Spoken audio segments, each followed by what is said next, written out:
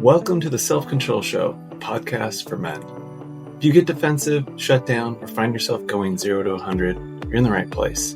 Most men were never taught how to regulate their emotions. And this show is about changing that. It's not therapy, and it's not fluff. It's training. I'm your host, Jason Schnitzer. Let's get to work. What's up, everybody, and welcome back to the show. Got another awesome one for you this week. And we're going to talk about why it is that trying to solve your wife's problems or getting defensive or trying to explain yourself when your wife is bringing you something, whether that be something that is like a criticism or a comment or a conflict around something that you did. And even in an instant where, I hear a lot, I'm just explaining myself, she doesn't have her facts right. And all I'm doing is I'm making sure that she understands the facts. And that usually doesn't end well. And it transpires into a bigger argument that leaves both people usually feeling really, really, misunderstood and leading to bigger conflicts, right? Escalating conflicts. In order to really break this down, what we want to understand is, what are people trying to accomplish in a fight? Right? When you're fighting with somebody, there's kind of like something underlying there that you're trying to do. And a lot of times, just getting right to it, is we want to be understood, right? And a lot of times we want to be understood, validated, accepted in our opinions and our feelings and what is our subjective reality. When somebody is trying to basically tell you their opinion, and just take this out of context, right?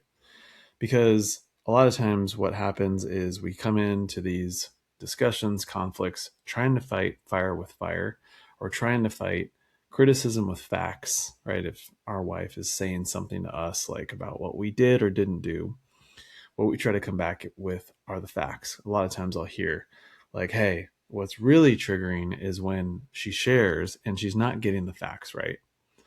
And the truth is facts are, in a lot of ways, and in this case especially, completely subjective to that person's reality, right? And the part that I'm going to take out of context is, right, let's just say we're talking about a movie. Now, movies obviously are subjective. Is it good movie or a bad movie? Is it a funny movie or not funny movie, right? And I can really like a movie, and you can not like the same movie. And we can get in an argument till the day is long about who's right and who's wrong, right? It's subjective. There isn't objective truth, right? Even when there is objective truth, right? Oh, it was 7 instead of 10, right? When there's like an actual number of things, it doesn't matter, right? Is the point that I'm trying to make here.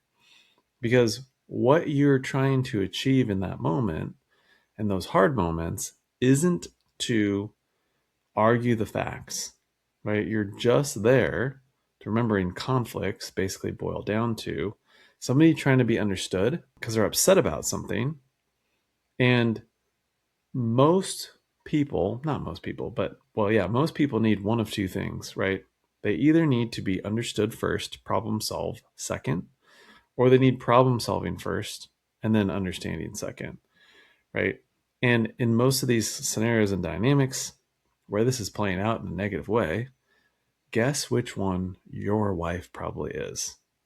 Yeah, not the problem solving first.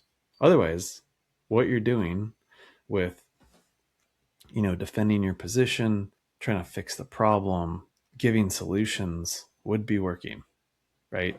And there's kind of like a two-pronged thing going on here, right? Defensiveness is one thing where it's kind of like you're defending your position, making sure she's getting the facts right, and problem solving and trying to fix, right? Both of those typically end the same way. Not good. And if you're listening to this podcast, you know what I'm talking about, right? Because even though, right, let's just say your intentions are to help in the event that you're offering solutions or you're trying to fix, right? Even though the thing that she's upset to you about and complaining about maybe that you did or didn't do, there's a good reason behind why you did or didn't do it, or your intentions were pure, the fact is, in that moment, trying to double down on, the why or your intentions is going to get you the opposite, which is, again, not good stuff, right? And again, the reason why that is, again, taking this out of context, a lot of times I'll put this in a business sense, right? You've got a client, they've got a problem. Do you just go offer solutions, right, to the problem to fix it? It's like every single guy I talk to says no. What would you do? Well, there would be a discovery phase, right? You'd literally have a discovery phase with these clients, whether it's a new client or an old one that you're working with. In a problem situation, you want to deeper understand what's going on, right? And what that does, especially with a new client, is, and no history, is you're looking to build trust, right? Does this person care? Are they paying attention? Right? All of these like felt experiences from somebody that's being attentive, and you're more likely to buy from that person, of course. But the other thing that you're more likely to do is trust and then accept influence, right? You're in a tough spot. Maybe like I'm sharing something that's uncomfortable or even vulnerable, right? I've got a problem. I like solving my own problems, but I'm coming to you because I want help, right? And the help that they're asking for, in this case, your wife, right, isn't necessarily like a solution. It's like, I want you to understand me right now, right? And by doing that, what you're doing is you're taking a load off. You're kind of helping carry the load that she's carrying most of the time. And again, taking it back to the example of with your client or potential client, you want to, in a lot of ways, exhaust the discovery process, right? Leave no stone unturned. A lot of people in sales, it's like, hey, make sure you get to the bottom of it, because if you don't, that becomes an objection later on, potentially, right? So you want to understand truly, holistically, not just to close a sale, but because you care. Same goes for your wife. In these hard situations, a lot of times she's not asking you to fix it. She's not asking you to come up with a solution. She's asking you to have a discovery process. So if you in a business deal just jump to the close, right? Just solve the problem, or even worse, let's just say it's something that in your head, and I hear this a lot, is deemed like not that big of a deal, right? It's such a big deal. Why are you making it a big deal? It shouldn't be a big deal, right? Could you imagine saying that to one of your clients? Hell no, right? What would they do? They'd fire your ass, right?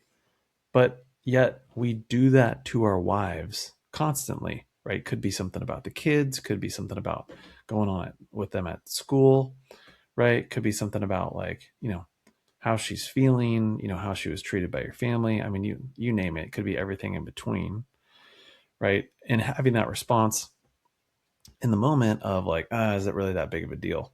Right? We would never do that to a client. Yeah, here we are. So discovery process, right? Tell me more about that. How that practically looks and sounds is like, hey, I can tell that this is important to you. Can you share a little bit more? Can you say a little bit more? Can you tell me more about that? Right? And when you don't do this, again, and you jump to those solutions, basically what you're having is this big miss, right? They feel unvalidated, they feel unheard, right? Your explanations, your scoffing, your fixing your solutions just completely land on deaf ears, and in a lot of ways make it worse, right? Now, eventually you want to get to a place where you and her can be explicit and say out loud like what it is that you're hoping to get out of a talk. What we want to be implementing here in these instances is really what's called like a speaker listener, right? You just want to be able to active listen. And it's so simple, right? She's sharing. What are you going to do? You're going to repeat back exactly what she says, right? You are going to shut the F up. You are going to save all of your explanations, your excuses, your thises, your that's, right? You're arguing the facts, and you are going to simply repeat back what she says, right? I hope you guys are taking notes because this is gold. So mine it. And you're going to say, hey, what I'm hearing you say is this, or what I'm seeing you say is this, this, and this, right? Did I get that right? Kind of put a bow on it by making sure that you heard it right.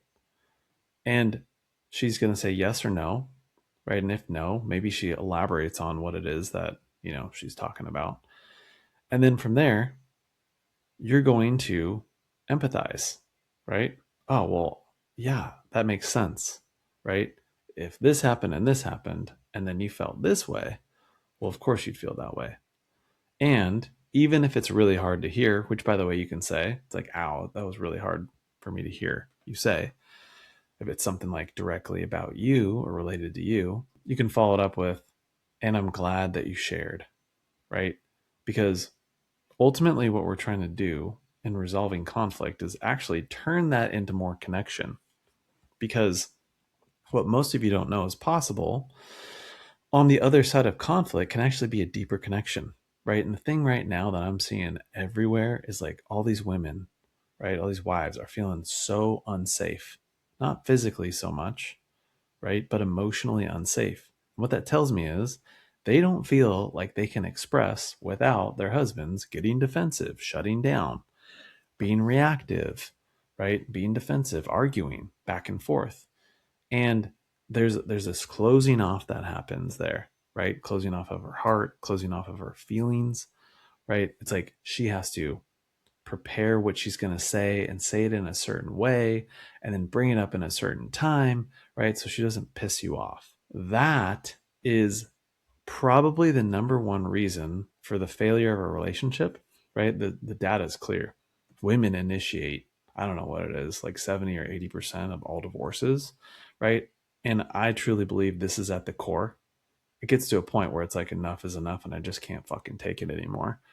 And then sometimes it'll come as a complete shock and surprise to the husband. Like, I don't even know what her problem is, right? This is the freaking problem, right? You can't stay in the pocket long enough to listen to her, right? Because something in your system fires you up so much, right? You lose control. You kind of go back into that reactive response, right? Your emotions get the best of you, and it becomes a repeated pattern.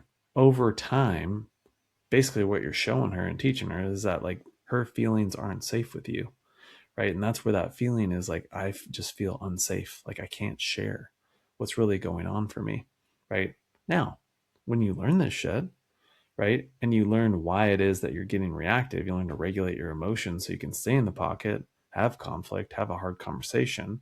You get that emotional connection back. You start rebuilding trust, rebuilding emotional safety, which by the way, everybody always asks me, like, well, I want more physical connection, right? She wants more emotional connection. It's like, well, let me give you a big hint here. There's no such like thing, but everybody talks about like what comes first, the chicken or the egg. The egg comes first every freaking time, and that's emotional connection, right? Because without it, physical connection cannot exist. It cannot. It dries up, makes women dry AF, right? And it makes guys like not attracted to girls too, right? When a girl's closed off, right, and when you can't share what's really going on for you, man, that sucks, right? That is lonely, right? You could have everything in the world, but if you can't get this right, right, you can have all the money in the world, all the greatest job, great life, everything could be lock steady, but if you don't have emotional connection, it's a lonely road, right? And that starts with being able to stay in the pocket in a hard situation. It starts with not being defensive in those moments, right? It starts with being able to activate active listening and to understand really what's going on for them, right? And to truly care, to truly be able to empathize there, right? And a lot of guys just don't know how to do that. And this is the key. This is the key that unlocks the door to all the doors that you want to open, right? You want to be respected at home, right? You want to be appreciated at home. You want physical connection at home, right? It's not about being the man, right? You see all these guys talking about, you got to be the man, right? You got to show up, you got to give, all these things. Well, guess what? If you can't do this, right, it doesn't matter how much you provide. It doesn't matter how much you're the alpha of your group, the leader of your group, how much other people respect you. If you can't hang in the pocket and hear hard things said to you without collapsing, getting defensive, etc., you're never going to have any of that shit, right? You're going to have it everywhere but your relationship. This is like probably the number one thing that gets like brought up again so much, and it won't be the last time that I talk about it, right? And going back to sometimes the thing that we're doing in the moment seems like the right thing to do, right? But ultimately, what's happening is you are in a defensive posture, right? You are coming off invalidating, right? You are coming off not hearing, not seeing, right? Maybe you've even heard her say that 1 to 100 times, right? And if this is you, the next step is you need to learn how to regulate your emotions so that you can just stay in the pocket, right? This doesn't mean, by the way, just take it. But a lot of times, the first step to having, right, and then going back to the beginning of the podcast when I'm like, hey, you want to be able to listen to her. And guess what? You want her to be able to do the same thing for you, right? But ultimately, all we can do is control ourselves, right? To be able to activate these skills, again, is life changing, it's game changing, right? And it doesn't just apply to your wife, right? Your kids too, people at work, your clients, etc. This is a skill that is pervasive to lots of different aspects of your life. Hopefully, this kind of shed a little bit of light on why that dynamic just isn't working out, right? And what you got to do to start changing that, how you can start changing it right now, right? And last thing I'll say is when you start doing this and repeating things back and understanding, it's going to feel weird. It's going to sound weird. Feedback I get is like sometimes my wife thinks like I'm faking it, right? What is this? What's going on right here, right? To which I would say is like, that's how you know you're doing it right. And sometimes it's funny. You can even follow that up with like, yeah, you like that, right? Because people do. People like to be listened to. They like to be heard. They like to be understood. Like to be validated. And to get that from somebody that you've wanted it from for so long can feel uncomfortable, as good as it feels. So, anyways, as always, guys, thanks for listening. If you ever want to sit down and have a chat, talk more about how this might show up in your life, how you might go about learning this stuff, feel free to book a call with me. I'd love to chat. And as always, thanks for listening, and see you on the next one.